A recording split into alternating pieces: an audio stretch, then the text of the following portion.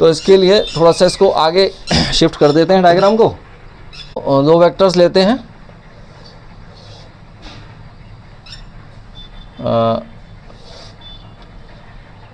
ये ए वेक्टर है और ये बी वेक्टर है।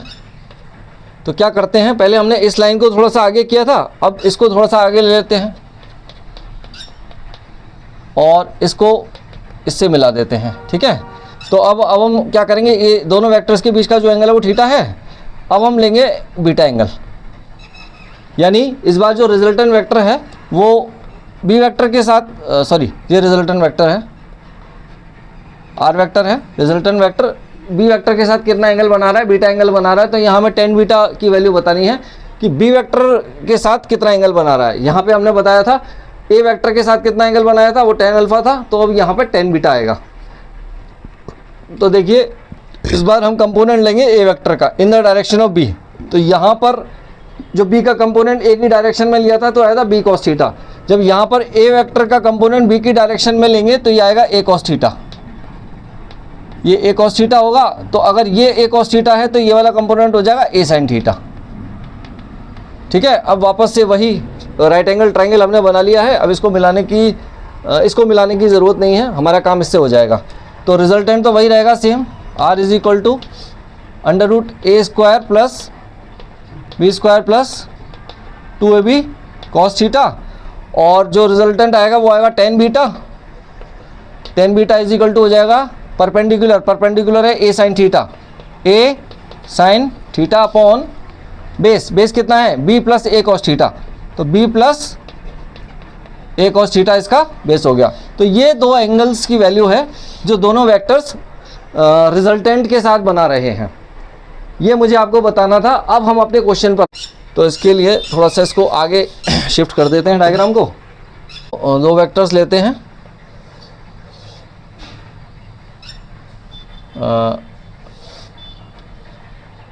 ये ए वेक्टर है और ये बी वेक्टर है।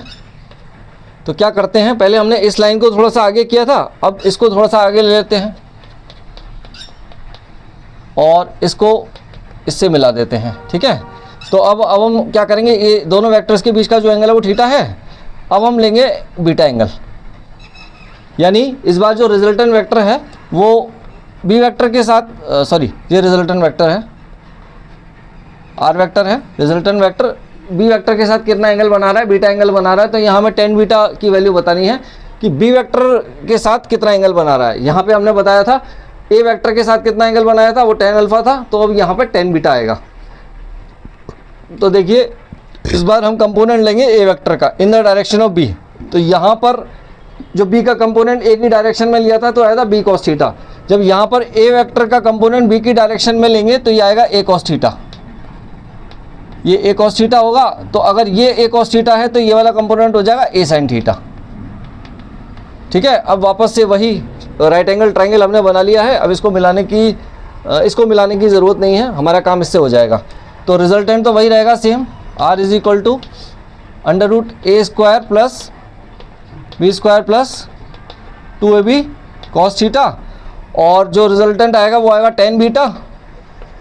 Ten beta is equal to हो जाएगा परपेंडिकुलर है A sine theta, A sine theta upon base कितना है B plus A cos theta, तो B plus A cos theta इसका बेस हो गया। तो ये दो एंगल्स की वैल्यू है जो दोनों वेक्टर्स रिजल्टेंट के साथ बना रहे हैं, ये मुझे आपको बताना था। अब हम अपने क्वेश्चन पर